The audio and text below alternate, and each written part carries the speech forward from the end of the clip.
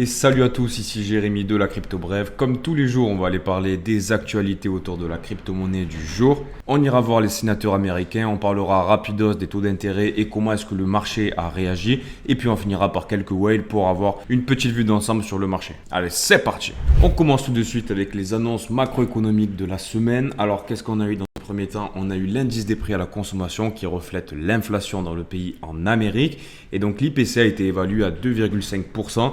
Dans un second temps, on a eu la décision sur les taux d'intérêt européens et donc ils ont été évalués à 3,65, donc on est en baisse. Le marché pour l'instant n'a pas trop mal réagi, mais on ira le voir ensemble juste après. Putain de véranda de merde là, c'est quoi ce bruit? Ensuite, on continue avec Solana, le réseau qui bat son record d'utilisateurs actifs. Comme tu peux le voir, on a eu une augmentation drastique du nombre de wallets qui ont été utilisés sur le réseau de Solana. On a eu l'équivalent de 5 millions de wallets qui ont interagi avec la blockchain mardi dernier.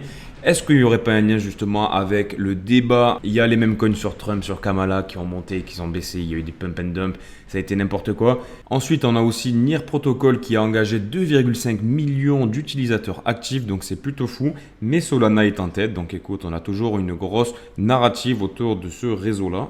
Mais honnêtement, avec tout ce qui se passe et tout, j'aurais bien envie de mettre un petit billet dans les semaines qui viennent. Si en plus on a un flash crash et que du coup tout le marché baisse, j'en profiterai pour prendre des petites positions sur Solana. Je suis en train d'apprécier ce qui se passe autour de ce réseau-là.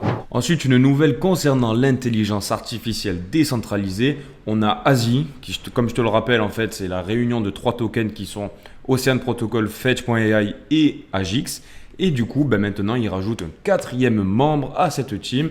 Et écoute, c'est plutôt foufou parce que du coup, c'est un projet qui est en train de prendre de plus en plus d'envergure autour de l'intelligence artificielle. Et le projet en question, c'est Kudos. C'est un fournisseur de cloud computing décentralisé. Et il va être ajouté du coup cette alliance qui réunit tous ces 3 mastodontes. L'objectif de cette alliance est de profiter de toutes les capacités de réseau de cloud computing fournies par Kudos. Ensuite, on continue avec Lightspark qui propose une solution de paiement instantané basée sur le Lightning Network pour les entreprises. Actuellement, ce service sera proposé uniquement pour les Américains, donc ceux qui vivent sur le sol des États-Unis, et il vise à proposer des solutions de paiement quasiment instantanées à destination des entreprises. Et pas pour les particuliers, c'est bien différent.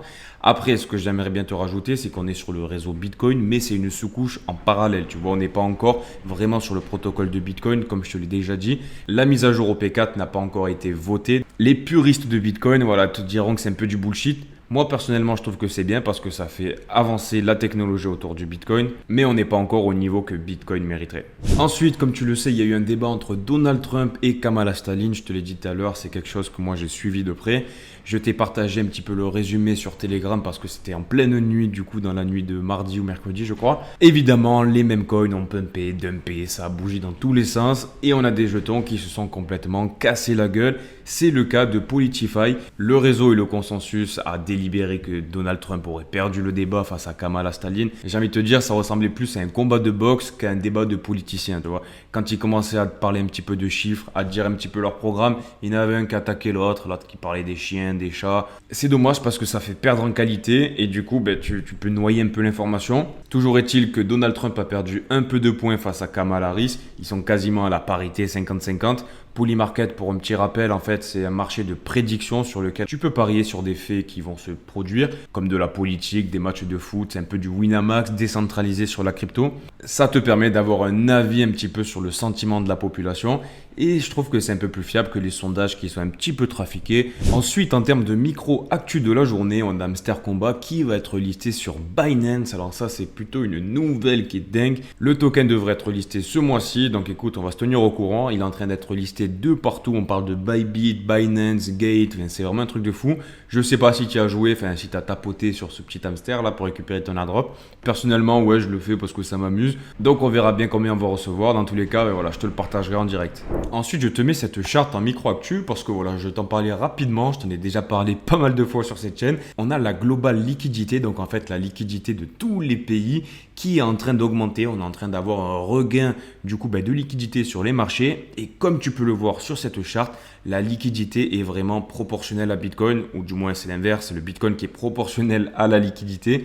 Et en fait, on n'a jamais eu un gros sommet de Bitcoin sans avoir réellement un afflux massif de capitaux sur les marchés. Donc il est évident et nécessaire qu'on ait de la liquidité et quand elle arrivera, potentiellement qu'on pourra relancer des vagues haussières de l'attraction sur Bitcoin et potentiellement le début du bull run. On espère juste que la récession ne viendra pas nous couper les jambes en cours de route. Là pour le moment, les chiffres de l'inflation et les taux d'intérêt ont été plutôt encourageants niveau européen, niveau américain. Donc écoute, on va espérer que ça continue comme ça. Et ensuite, je te partage aussi cette charte en micro-actu, la dernière de la journée, qui a été publiée par iCryptoProv, comme tu peux le voir. Le market cap des altcoins, donc en fait, on prend le market cap de toute la crypto et on exclut celui du Bitcoin et de l'Ethereum. Et comme tu peux le voir, du coup, on a fait une espèce de tasse avec une anse qui commence à partir vers le bas.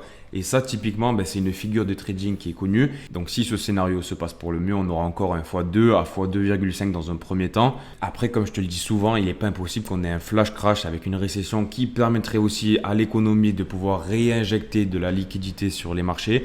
C'est pas à exclure de ton mindset, forcément. Actuellement, on est vraiment dans une zone de flou tant qu'on n'aura pas brisé des points vraiment clés, des points stratégiques comme les 64 000 $ sur le Bitcoin avec une validation daily au minimum. Pour moi, on est vraiment entre deux eaux. Ensuite, concernant les sénateurs américains, comme tu le sais, moi j'aime bien regarder un petit peu leurs trades parce que c'est eux qui votent les lois et du coup ils ont un peu les informations avant tout le monde. On a notre bon vieux Josh qui achète, qui vend. Il n'a pas encore une position vraiment franche. Mais écoute, pour l'instant, ce qui est intéressant à regarder, c'est qu'il a acheté du Apple. Et Apple est lié à la technologie et Bitcoin indirectement aussi. Donc on est encore sur des petites positions, là on parle de 15 000 $. Je pense que c'est intéressant de regarder un petit peu tous les jours ce genre de choses parce qu'on peut voir des petites choses croustillantes.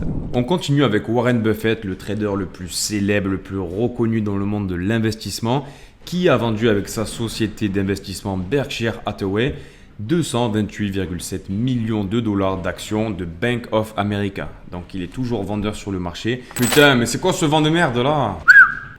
Et pour faire un petit point sur les whales de crypto-monnaie et notamment de Bitcoin, on a notre bon vieux Mister 100 qui achète encore des Bitcoins. Il ne s'est pas arrêté et bien au contraire, il est à son top. Donc là, comme tu peux le voir, il n'a jamais possédé autant de Bitcoin. Il en a vendu un petit peu en août. Donc ce qui est intéressant à regarder, c'est que lui, voilà, il n'est pas sorti du marché. Bien au contraire, il recharge de fou. Sur son portefeuille, au total, il possède 4,3 milliards de $ de Bitcoin, donc l'équivalent de 75 000 Bitcoins. Tandis que sur cette whale qui est un peu plus intermédiaire, qui possède 100 millions de $ de Bitcoin, comme tu le sais, j'aime bien regarder différentes whales avec différents types de capitaux pour avoir un sentiment d'ensemble sur le marché, qu'on ne regarde pas uniquement les grosses whales qui ont plus de force de frappe si tu veux. Et comme tu peux le voir avec celle-ci qui possède 100 millions de $, du coup, elle avait arrêté d'acheter du coup à la fin du mois d'août. Elle n'avait plus acheté de Bitcoin et là, elle a commencé à recharger. Elle a rechargé à partir du 28 août.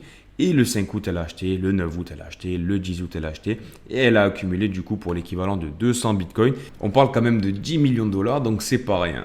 Mais si on regarde du coup une troisième whale avec encore moins de capitaux, comme tu peux le voir, celle-ci, elle possède 20 millions de bitcoins. Et actuellement, elle a vendu pas mal de bitcoins. Elle a vendu pour l'équivalent de 600-700 bitcoins.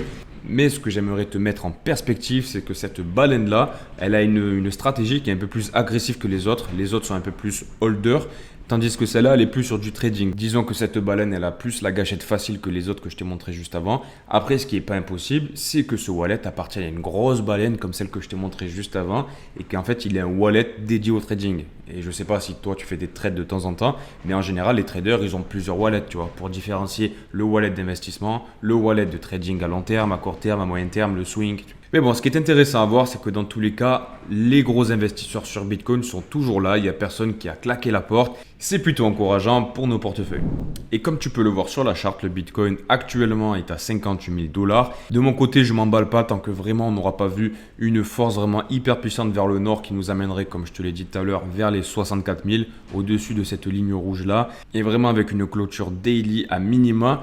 Ça pourrait nous permettre justement d'avoir un peu plus de force en direction des élections américaines qui sont le 4 novembre. En général, les marchés américains sont plutôt hypés par les élections américaines parce que le parti qui est en place a envie de montrer que c'est le meilleur. Et du coup, ça ne m'étonnerait pas de voir ce genre de choses avec les démocrates. Donc on va suivre ça de près, mais pour l'instant, pas d'enflammade et vraiment pas d'inquiétude pour moi. On est vraiment dans une zone entre deux eaux. Bon, c'est déjà terminé. J'espère que cette vidéo t'a plu. Dans tous les cas, n'oublie pas de t'abonner, de laisser un like et un commentaire. Allez, sur ce, prends soin de toi. Bisous, ciao, ciao, bam!